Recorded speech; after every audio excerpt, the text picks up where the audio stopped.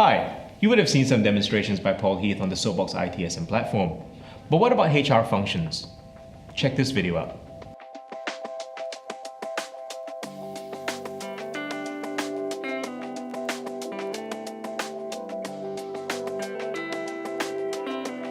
Yeah, so as we mentioned up front, HR is a standard application within the system. So let's have a look at how an HR case might work.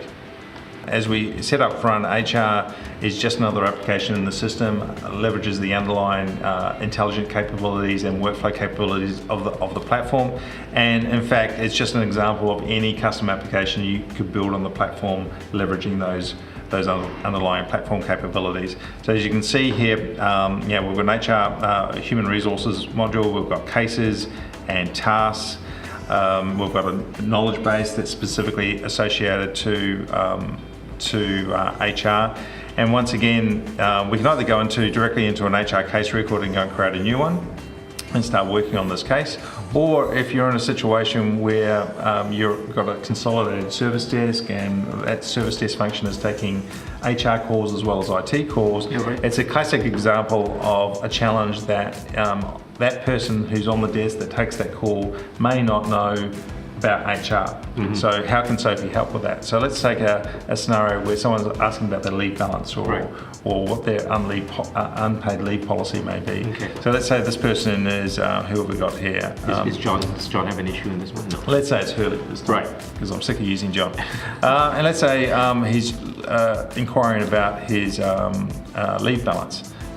What is my unpaid, if I could spell, unpaid leave balance.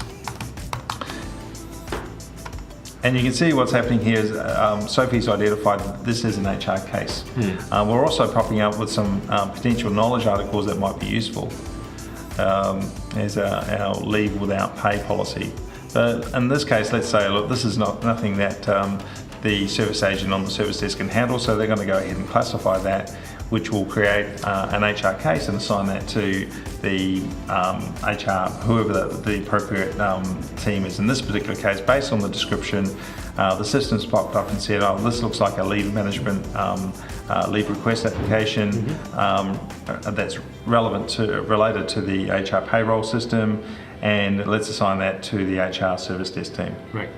So they also have access to knowledge. There's similar knowledge there, although they may have different knowledge. And you can see there's some IT related stuff in there because it might be relevant for them, but we can also segregate that knowledge out. So only certain groups have access to certain knowledge. And obviously HR, there's a lot of sensitive things in HR that you wouldn't give to the IT teams.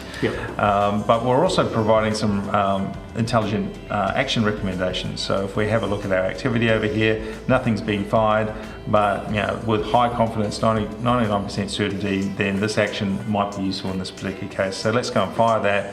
And you can see that action went off in this case, into Workday, and said and grabbed Hurley's leave balance from Workday.